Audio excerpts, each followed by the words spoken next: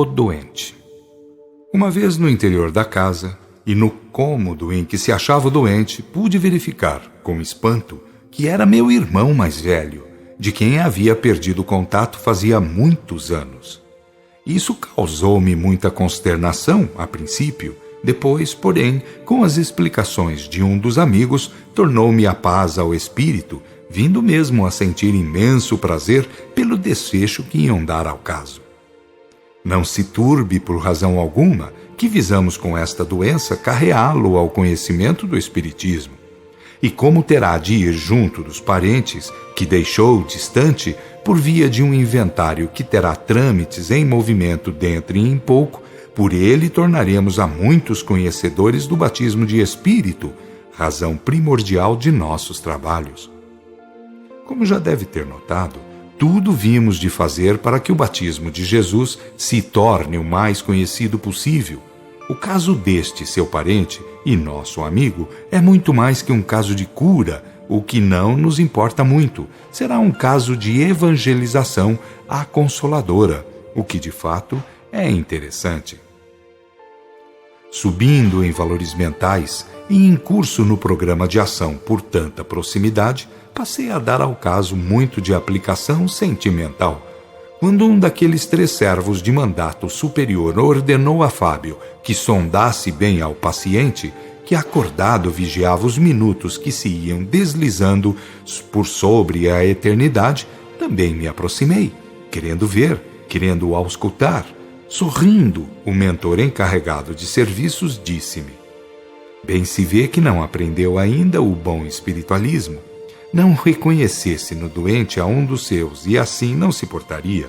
O verdadeiro amor, amigo, paira acima dos relativismos do mundo e nem sequer pensa sobre o fim em vista. Seus sentires enveredam pelo cuidado puramente físico da vida. É verdade, mas o que vou fazer? Seu irmão, se viesse para estes lados dentro de 1 ano, por certo que iria para os lugares menos felizes. Procurou muito na vida, mas tudo de ordem material. É pobre de dinheiro, mas foi rico de saúde, tendo gasto o que tinha e o que poderia chegar a ter em atuações negativas. Não pensou nos filhos, não se deu ao serviço de ponderar sobre a responsabilidade da função paternal. Foi pai infeliz, marido infiel, cidadão deficiente, religioso formal. Ele jamais deixou de ser achegado à igreja nos atos religiosos. Se mais não deu, meu prezado mentor, foi porque também pouco lhe deram. Argumentei não para pretender convencer ao bondoso mentor, mas porque me invadia uma tremenda repulsa contra o que fazem no mundo aqueles que se presumem ministros de Deus, simplesmente por nada fazerem de caráter verdadeiramente religioso. A verdadeira igreja é aquela que o homem tem em si mesmo, que são os valores inatos, os divinos tributos. Por tais elementos, amigo, cada um pode saber o que mais lhe convenha ou não. Quando Jesus recomendou não se fazer aos outros o que não convém a nós, apelou ou ensinou a apelar para tais reservas internas. Nenhuma organização religiosa precisa ensinar a quem quer que seja que é melhor viver com saúde e em paz, porque isso até os animais inferiores o sabem e prezam, movidos pelo instinto de conservação. Não pode e não deve, pois, homem algum, culpar simplesmente a um credo qualquer pelo que deixe de ensinar de mais certo. Pela ordem íntima da vida responde, isto é, pela conduta moral, mental, execucional, responde o próprio cidadão. Ele que sabe até instintivamente o que mais lhe convém, aquilo que gostaria que lhe fizessem os outros. Nenhuma religião é contra essa regra intelecto-moral. Logo, pela aplicação à vida, quem responde é o indivíduo. Compreendemos as deficiências religiosas dos credos ou das cleresias do mundo, mas sabemos que nenhum religioso o é 100% à medida que a sua religião lhe ensina e indica como programa de vida. E se é dado ao indivíduo não aceitar tais ou quais recomendações por achá-las injustas ou falhas, por que não se responsabiliza ele pelo que pode buscar e cultivar, independentemente de sectarismo, de facciosidade? O certo é, porém, que enquanto aquele mentor me conduzia o pensamento para longe do trabalho a que se davam Fábio e os outros 2 mentores, eu me invalidava como agente emissor de emanações, então só prejudiciais, por desenvolver atuação mental de ordem negativa, por particularizar lei de fundo universal com o meu sentimentalismo de irmão carnal. Naqueles dias, amigos, ainda pensava assim: meus parentes, meus amigos, meus interesses pessoais, tudo tinha de ser melhor, preferível por Deus e pelos homens, encarnados ou desencarnados, pelo simples fato de que a questão era minha ou me dizia respeito. Aquele mentor, portanto, o que quis foi subtrair-me à interferência, sem disso dar-me conta no momento. Mas a distância foi que me disse: no encarnado ou desencarnado, amigo Adroaldo, o tom vibratório se modifica em intensidade, em cor e propriedades, de conformidade com o sentimento que o mesmo passe a viver. É preciso encarar toda e qualquer questão, antes de mais nada, de modo universal. Enquanto nossos interesses forem superiores aos dos outros, só porque somos nós e os outros são os outros, seremos falhos, frágeis e prejudiciais. O egoísmo, o conservadorismo tacanho, o fanatismo em geral, constituem o grande entrave da marcha ascendente da humanidade. É preciso ser do universo, assim como o universo é de todos nós. Temos tudo para ser, depende de nosso esforço de realização mais imediata. Nós não somos da Terra e nem das suas leis relativíssimas. Nós somos essência divina, com direitos de universalidade ao infinito. É, porém, em caracterização individual que teremos de elaborar a conquista desses esplendores indizíveis, e com apegos broncos, fanáticos, egoístas, jacobinos ou cabotinos, por certo que não atingiremos a tais píncaros espirituais.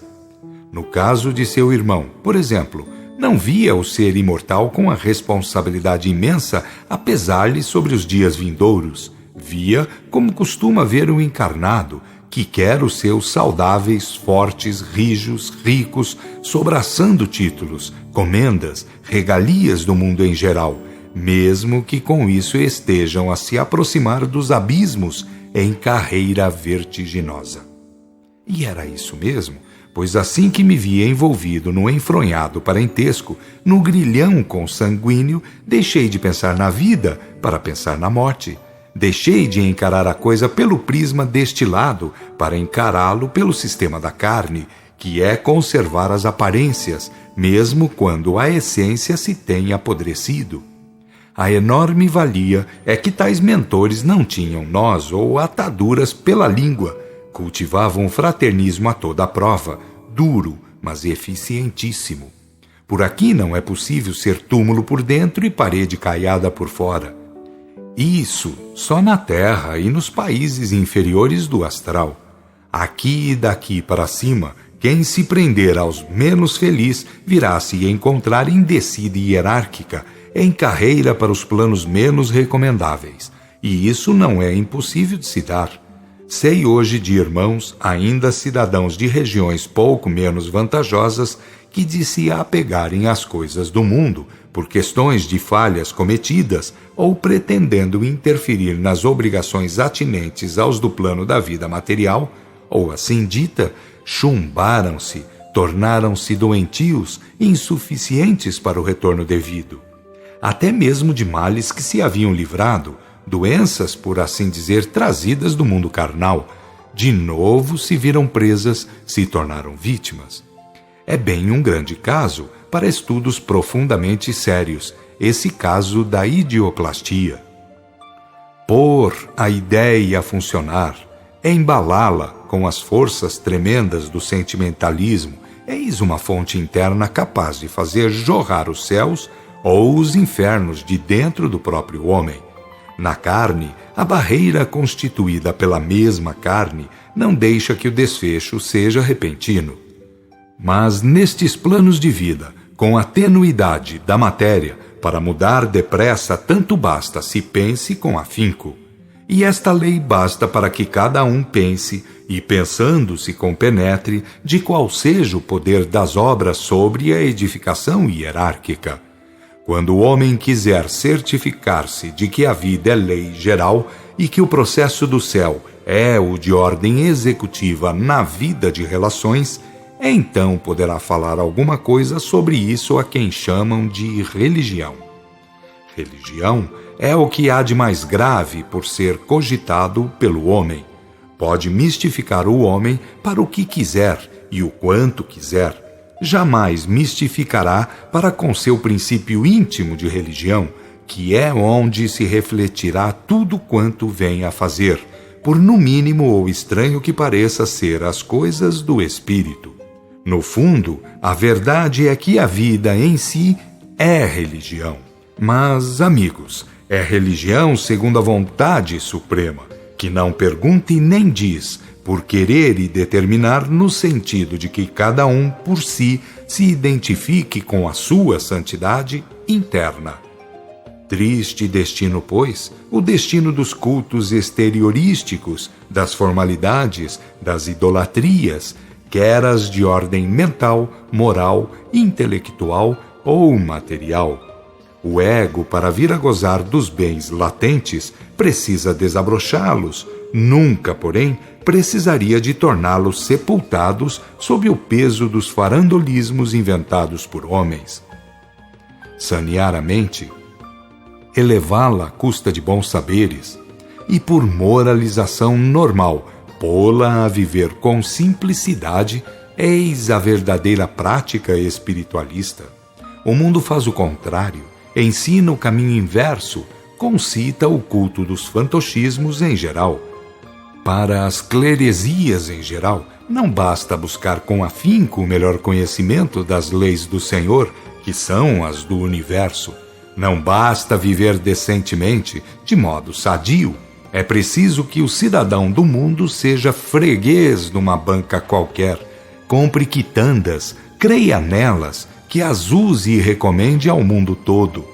A vida íntima iluminada pelo sol da verdade, isso não interessa aos vendilhões dos templos. O que interessa é o abastardamento, a crença nas hierarquias, o apreço pelos graus, pelos títulos, pelos rótulos em geral. O meu irmão, portanto, havia corrompido, gasto o quantum de poder vital, de que fora ao mundo dotado em orgias, em relaxamentos, e naturalmente sobre si acarreta o correspondente moral, o débito perante a lei de equilíbrio que do íntimo bradaria por resgate, por reequilíbrio, em tempo oportuno, projetando-o ao banco dos réus, que é todo lugar de pranto e ranger de dentes. Fábio, então, dera de si tudo, e quando foi necessário mais aplicar, então os dois mentores completaram. Puseram-lhe as mãos sobre a cabeça, fazendo jorrar sobre eles torrente de luzes multicores, fluidos curadores, que pelas suas mãos se iam, pelas pontas dos dedos, penetrando no corpo de meu parente. Este, em pouco tempo, adormeceu, vindo de fora do corpo, atraído pela vontade daquele mentor que comigo falava, que o puxava pela mão perispiritual. Uma vez saído, cambaleava assim como se estivesse embriagado. «Venham para cá», convidou o mentor-chefe, e os dois deixaram o corpo para virem atender com forças energéticas próprias ao espírito enfraquecido, através do perispírito. Foram novos jorros, mas agora separados, prevalecendo os tons amarelos e esverdeados. Dentro em pouco, com as melhoras apresentadas, passaram aos tons azulinos. Quando estes se foram apresentando bem mais claros, meu mano estava bem disposto, ficava de pé sozinho, procurava falar. «Veja o seu mano, Adroaldo, converse com ele», convidou o mentor-chefe. Meu mano teve um abalo forte, precisando de interferência dos mentores.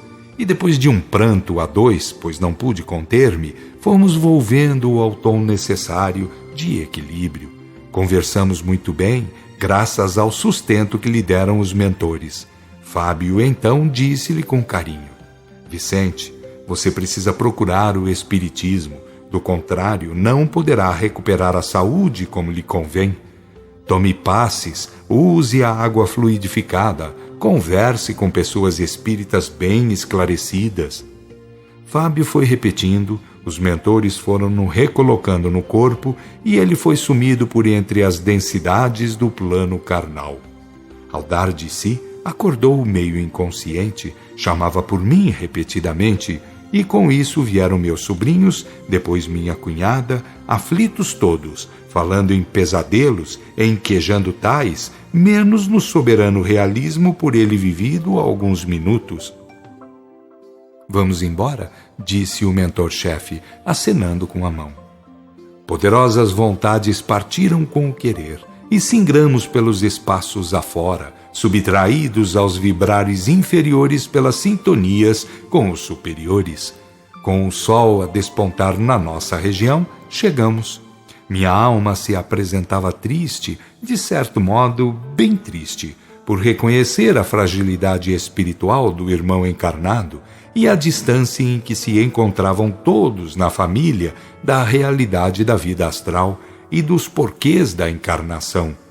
Foi quando um dos mestres me disse, com a bondade que caracteriza os seres realmente fraternos: não padeça por isso, trabalhe bem, ore racionalmente, que lá iremos tantas vezes quantas necessárias forem, para que o seu parente vá a um centro e para que ele enverede os demais. Nós ainda falaremos com ele por meio da sua cunhada. Deixe isso com a sabedoria do Senhor. Minhas faces se foram banhando, lágrimas quentes rolaram por elas abaixo, lágrimas de gratidão e esperanças felizes. Quando fui deixado a sós, no meu quarto, queria dobrar os joelhos para orar, vergado sobre o peso da tradição, mas de pronto lembrei-me do catecismo estudado, dos seus ensinos. Recomenda ao nosso catecismo o máximo respeito pelas obrigações e o envio de ondas mentais para o íntimo do ego, onde se deve conversar com Deus, a essência divina. De pé, com os olhos rasos d'água, o coração transbordando e a mente penhorada às coisas da vida superior, agradeci, pedi oportunidades para trabalhos fraternos. Em torno de mim ouvi palavras surdas, sumidas. Depois ouvi música, melodias, cânticos. O céu interno devia ter atingido a altura necessária, o ponto de contato com as vibrações superiores. As harmonias do universo presente sempre estavam a ser por mim experimentadas, por apelar a elas em espírito e em verdade, sem formalidades, sem ídolos, alheio a qualquer idolatria. Foi a linguagem pura de filho para pai, confessando, desejando o bem, e a resposta foi gloriosa, universal, como resposta de Pai Supremo em acordes tão maviosos o quão profundos e indefiníveis. Nem nas reuniões coletivas, onde pregadores de outras regiões inflamavam as almas com seu verbo lúcido, assim coisas tinham acontecido. Sentindo em mim, como que ao longe, melodias divinais, deitei-me por alguns instantes.